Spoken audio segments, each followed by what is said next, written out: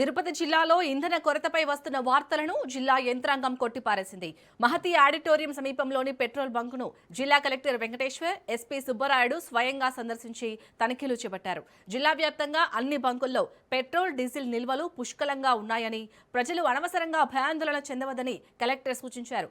Social మీడియాలో వదంతులు సృష్టించే వారిపై కఠిన చర్యలు తీసుకుంటామని ఎస్పీ హెచ్చరించారు.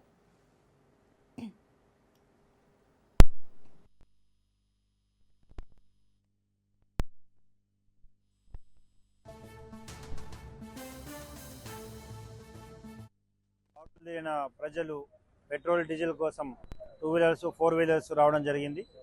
అదేవిధంగా కొన్ని సోషల్ మీడియాలు ధృవీకరించని మీడియాలు పెట్రోల్ డీజిల్ కొరత ఉంది అని చెప్పడం వల్ల ప్రజలు భయభ్రాంతులకు గురై వారికి కావాల్సిన దానికంటే ఎక్కువగా అవసరానికి మించి రేపు దొరుకుతుందో లేదనే అభిప్రాయంతో ఆందోళనతో ఇందాక పెట్రోల్ బంక్ వాళ్ళ బాయ్స్తో కూడా మాట్లాడినప్పుడు ప్రతి ఒక్కరు కూడా they are insisting to full tank. So దీనివల్ల ఆర్టిఫిషియల్ డిమాండ్ కొరత ఏర్పరిచారు.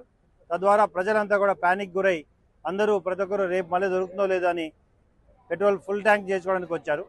సో ముఖ్యంగా అందరికీ కూడా ప్రభుత్వం సఫిషియంట్ రిజర్వ్స్ ఉన్నాయి.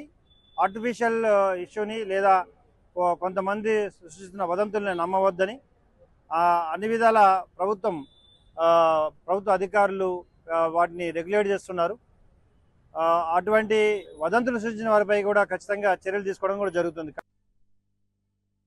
పెట్రోల్ డీజిల్ దొరకట్లేదనే ఒక ప్యానిక్ కొంతమంది ప్యానిక్ గురై పెట్రోల్ బంక్స్ అమ్మటి కూడా బారులు తీరునడం అనేది జరుగుతూ ఉంది.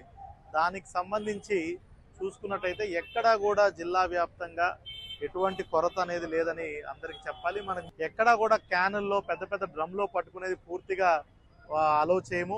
అట్లాంటి చేస్తున్న వాళ్ళకు కూడా చర్యలు తీసుకుంటాము.